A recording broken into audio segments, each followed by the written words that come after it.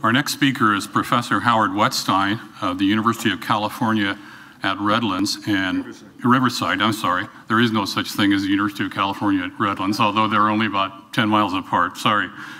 And he has been promised exactly 30 minutes, and I'm going to make sure he gets that from the moment that he begins. I also need to say, as you know, because he said it, Howard is Jewish and feels himself under the halakhic obligation not to use a microphone. We've got about another, I think, 2 hours or more than that here in South Bend before the Sabbath ends. And so he has agreed that he's going to stand and speak loudly, but he's not going to speak into a microphone. Howard?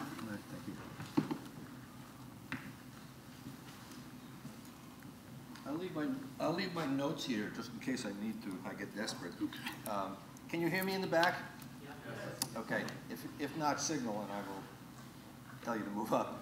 I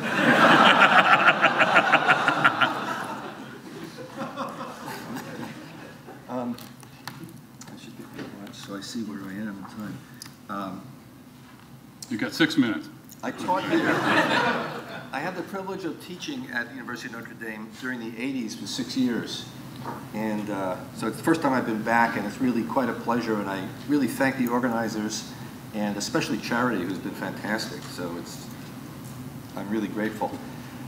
Walking into this building made me think of when I was a newcomer on campus.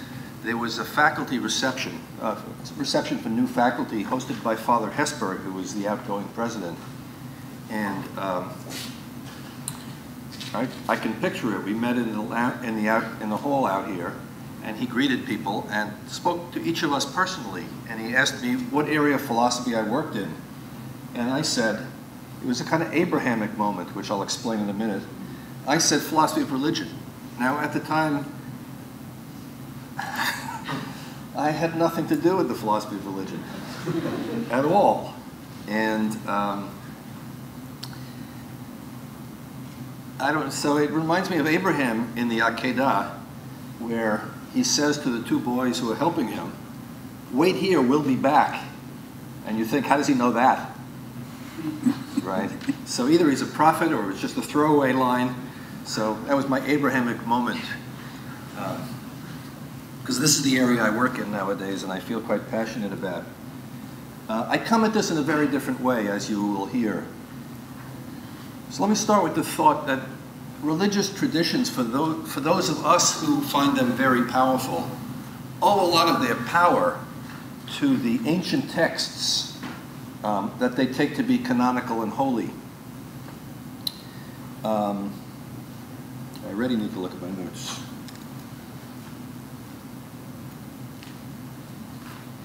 Yeah, these ancient texts, not only to, Peter described how one gets inspired in the sense, inspired by God reading the text, but in a kind of very plain way, just pick up the beginning of Genesis and start reading it without predispositions at all. And it's quite a powerful text. I say that autobiographically because when I was not involved in religious things, I came across stuff that I hadn't seen, and it was really quite a powerful experience. It's powerful because there are moments at which it's edifying. There are moments at which it's morally kind of uplifting. That hasn't been emphasized that much here. We've been focused, our problem is the other side of things.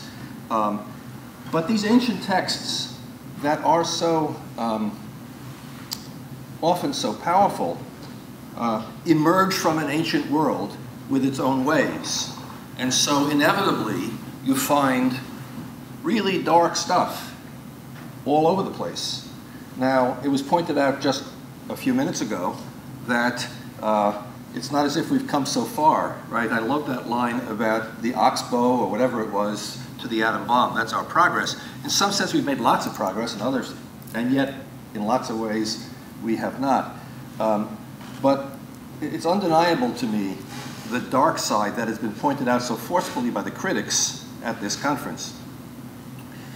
I've had the privilege to talk to Louise a lot during this conference, and where we can look at the same incident, I'll take the Akedah, one of my favorites. We can look at the same incident, and what will jump off the page at Louise is often the dark stuff. And I see it, and I see her point, but something else jumps off the page at me. So that's not a kind of story, or whatever it is, whether it's a parable or an actual story of an event. It's one that I wouldn't give up for anything. The activity of reading through it in Hebrew is just overwhelming to me. It's just very, very beautiful. The way these texts have power is not the way philosophic ideas have power. It's more the way mythology and literature and poetry has power.